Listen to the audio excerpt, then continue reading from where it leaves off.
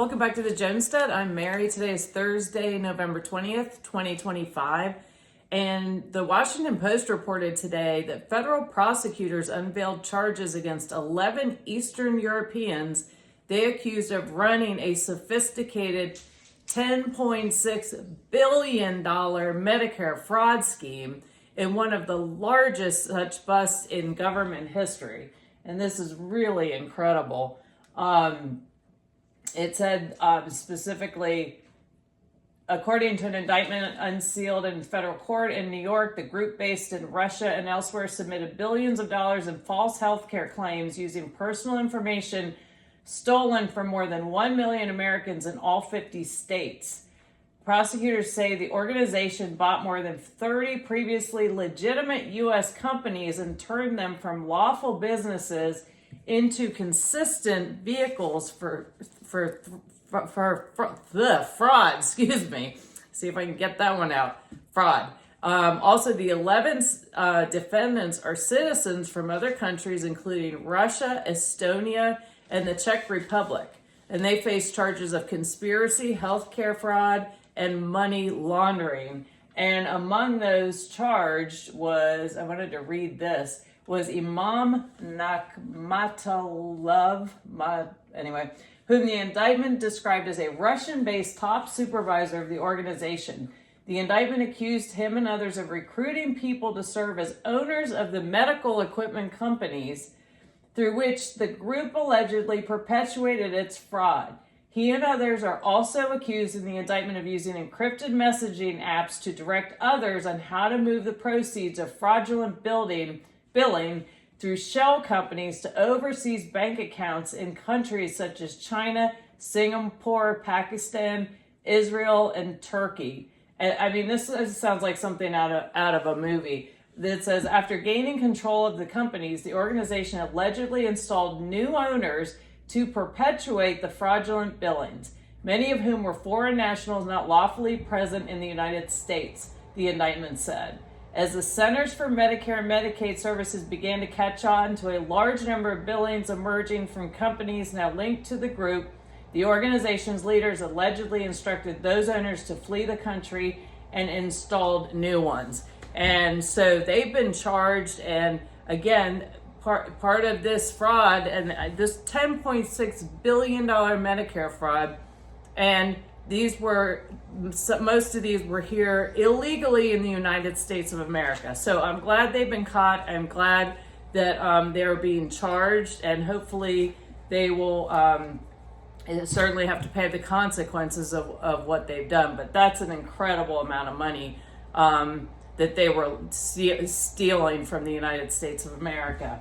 And let's see here. The next article I wanted to talk about today was in the Daily Caller, and it said, near a data center, prepare for blackouts this winter. Imagine my surprise.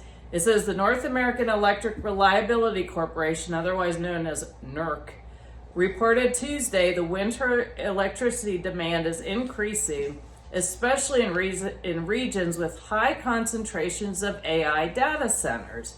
And it says, because of the last administration's dangerous energy subtraction policies targeting reliable and affordable energy sources, the U.S. continues to face an energy emergency.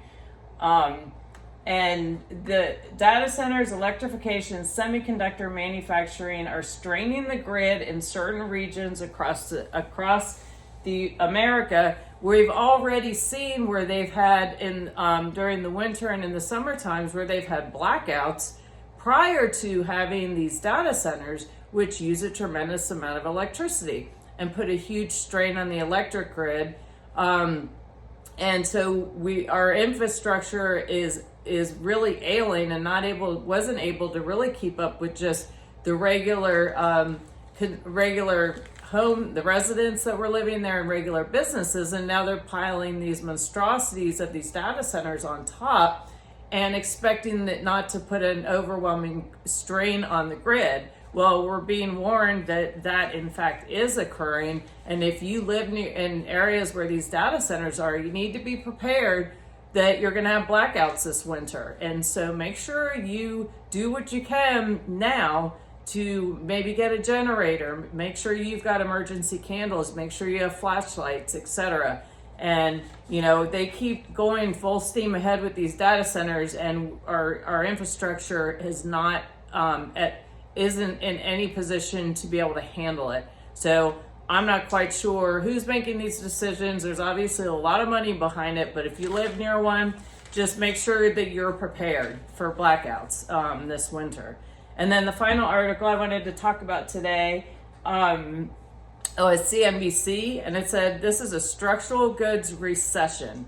U.S. freight market is starting to roll over as Chinese trade plummets. So imports are going down significantly. It said for the first time in 2025, rates for van, flatbed, and refrigerated loads in October were all lower in both month-to-month and year-over-year basis. And companies are drawing down on their existing inventory that they had stocked up on in preparation for the tariffs before the tariffs kicked in.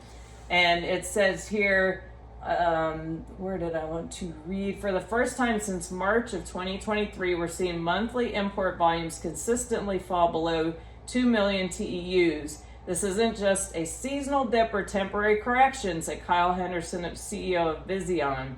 The data shows this is a structural goods recession driven by the convergence of tariff uncertainty, frozen housing markets, and fundamental shift in consumer spending away from physical goods. He said, when furniture imports collapsed 33% and toy imports, which historically surged 40 to 50% ahead of the holidays, barely rise 17%, that tells you retailers are betting on the weakest consumer season in years, he said. So what does this tell you? It tells you prepare. If there are things that you buy on a regular basis that are not made in the United States, make sure you go out and take the time today to purchase them, and just always be prepared, stock up on goods, make sure you're ahead of the game the best you can be.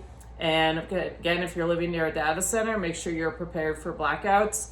And so just always make sure you've got the backups for the backups, have emergency cash on hand also, because if the power goes out, you cannot get fuel at the pump because the pumps go down, and you cannot get money out of the bank. So just, it's always a good idea to have some money set aside in the event that that happens. So anyway, thanks for watching, and please like and share and subscribe if you haven't already. And I look forward to talking to y'all again soon. Have a great day.